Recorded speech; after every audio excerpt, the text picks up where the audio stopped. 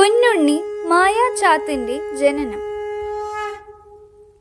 ശ്രീ ഭഗവാൻ പരമേശ്വരൻ കൂളിക്കുന്നൻ കാനനത്തിൽ നായാട്ടിന് പുറപ്പെടുകയും ആറ്റരികെ പോകുമ്പോൾ അതീവ സുന്ദരിയായ ഒരു മലയത്തി പെണ്ണ് മാറോളം വെള്ളത്തിൽ നീരാടുന്നത് കാണുവാനിടയായി.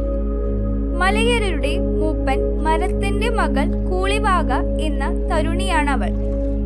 ആരു കണ്ടാലും അറിയാതെ മോഹിച്ചു പോകുന്ന ആ സുന്ദരിയായ വേടത്തരുണിയുടെ പൂർണ്ണ നഗ്നമേനി യാദൃശ്ചികമായി പരമേശ്വരൻ കാണുവാനിടയായപ്പോൾ ശ്രീ പരമേശ്വരൻ അറിയാതെ തന്നെ ശിവബീജം ഭൂമിയിൽ ഒരു കാട്ടുകിഴങ്ങിൽ പതിച്ചു.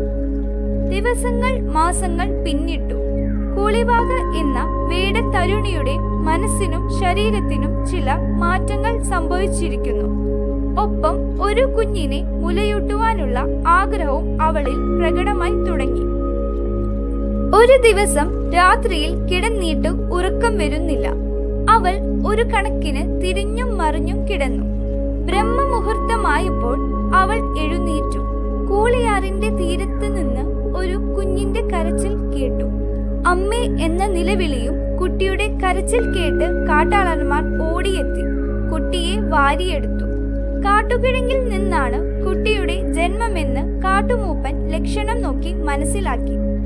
ഒരു കുട്ടിയെ മുലയൂട്ടി താലോലിക്കാനുള്ള ഒരമ്മയുടെ അമിതമായ ആഗ്രഹം കൂളിവാകയിൽ പ്രകടമായിരുന്നു. കൂളിവാക കുഞ്ഞിനെ ഏറ്റുവാങ്ങി. മലയമൂപ്പന്റെ കൊട്ടാരത്തിൽ പൊന്നുണ്ണി മായാചാത്തൻ വളർന്നു.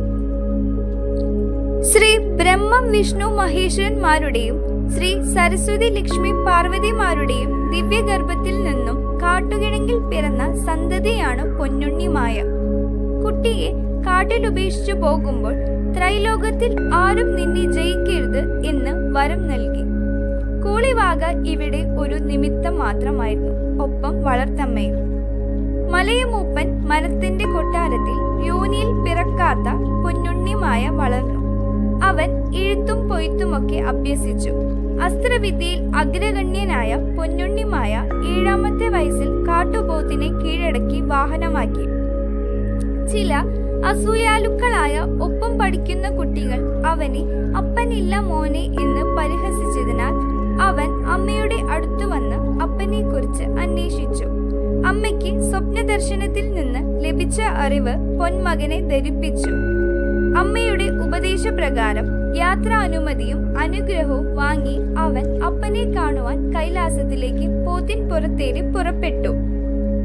മായാവിദ്യ കൊണ്ട് ക്ഷണമാത്രയിൽ